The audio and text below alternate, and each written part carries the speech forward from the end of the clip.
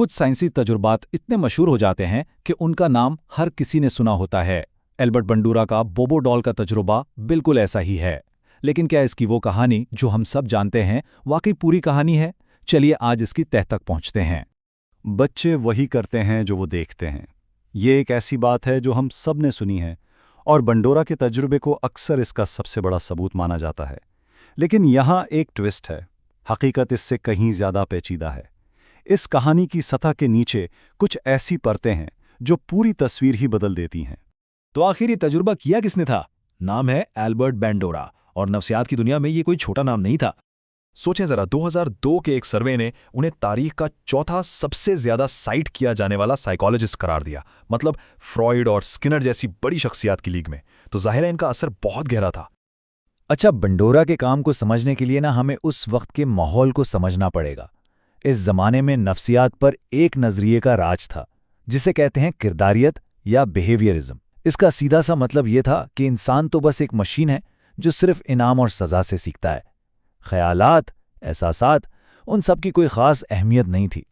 तो इसी माहौल को चैलेंज करने के लिए बंडूरा ने 1961 में अपना ये मशहूर जमानत तजुर्बा किया।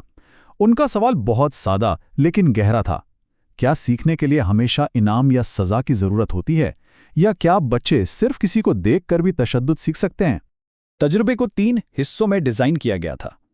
पहला, बच्चों को एक मॉडल दिखाया गया। दूसरा हिस्सा, और ये बहुत बहुत अहम है, बच्चों को जानबूझकर गुस्सा दिलाया गया।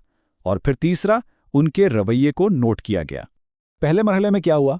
कुछ बच्चों ने एक बड़े को एक गुड़िया, जिसे बोबो डॉल कहते हैं, उस पर हमला करते देखा। और ये कोई हल्का फुल्का हमला नहीं था। वो शख्स गुड़िया को हथौड़े से मार रहा था, हवा में उछाल रहा था, लाते मार रहा था और साथ साथ चिल्ला भी रहा था। और नताइज वो तो हैरानकुन थे। जिन बच्चों ने ये जारिहाना मॉडल देखा था उन्होंने बहुत ज्यादा जारियत दिखाई। और सिर्फ यही नहीं, वो बिल्कुल उसी तरह नकल कर रहे थे, वही जुमले बोल रहे थे, वही हरकतें कर रहे थे। अब ये उस वक्त के किरदारियत के नजरिए के मुंह पर एक थप्पड़ था। यहां तक तो कहानी बिल्कुल सीधी लगती है ना? एक तजुर्बा, एक वाज़े नतीजा। लेकिन कहानी में एक ऐसा मोड़ है जिसे अक्सर लोग भूल जाते हैं, और यही वो मोड़ है जो सब कुछ बदल देता है। तो सवाल ये उठता है, क्या ये तजुर्बा वाकई इतना साफ और सीधा था जितना बताया जाता है? कहीं ऐसा तो नहीं कि बंडूरा ने खुद ही शायद अनजाने में नताइज को एक खास तरफ मोड़ दिया था? यही वो बात है जो अक्सर छुपा दी जाती है। बोबो डॉल वाले कमरे में जाने से पहले तमाम बच्चों को जानबूझकर फ्रस्ट्रेट किया गया। उन्हें कमरे में ले जाया गया जहां बेहतरीन खिलौने थे, और जैसे ही वो खेलने लगे उन्हें रोक दिया गया। तो बंडूरा ने उन बच्चों को पहले गुस्सा दिलाया। अब सोचने की बात यह कि क्या बच्चे सिर्फ नकल कर रहे थे या वो अपना पहले से मौजूद गुस्सा निकाल रहे थे। और इसी वजह से इस तजुर्बे पर बहुत सारे सवालात उठे। सबसे बड़ी बात तो यही थी कि बच्चों को जानबूझकर गुस्सा क्यों दिलाया गया? फिर यह भी कि सारे बच्चे एक ही अमीर पढ़े लिखे माहौल से थे। क्या ये नतीजा सब पर लागू होता है? और हो सकता है वो बच्चे सिर्फ बड़ों को खुश करने के लिए ये सब कर रहे हो। और सबसे अहम बात, एक गुड़िया को मारना और एक जिंदा इंसान को मारना, इनमें जमीन आसमान का फर्क है। तो क्या इसका मतलब यह है कि बंडोरा का काम ही बेकार था? नहीं, बिल्कुल नहीं। हकीकत यह है कि बोबो डॉल का तजर्बा तो उनके काम का बस एक छोटा सा हिस्सा था। उनकी सोच, उनका नजरिया उस एक तजर्बे से कहीं आगे निकल गया था। देखें, बंडूरा खुद भी इन खामियों को समझते थे।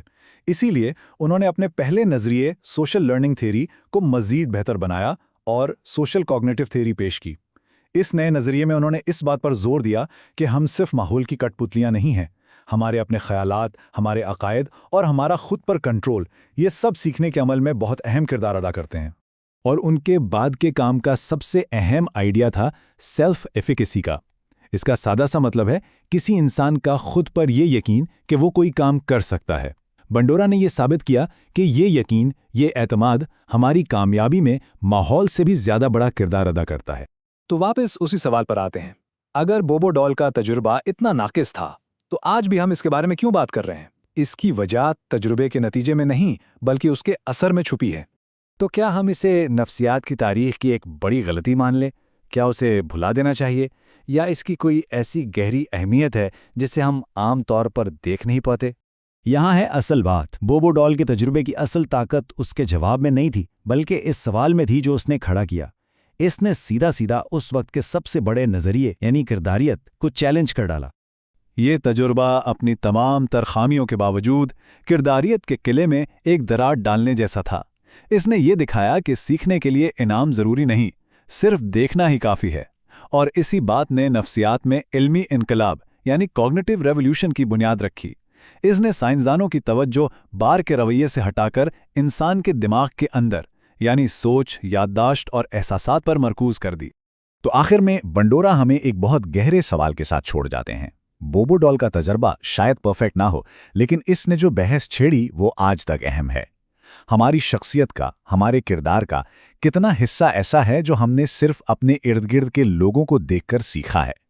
ये वो सवाल है जो बंडूरा की असल मीरास है।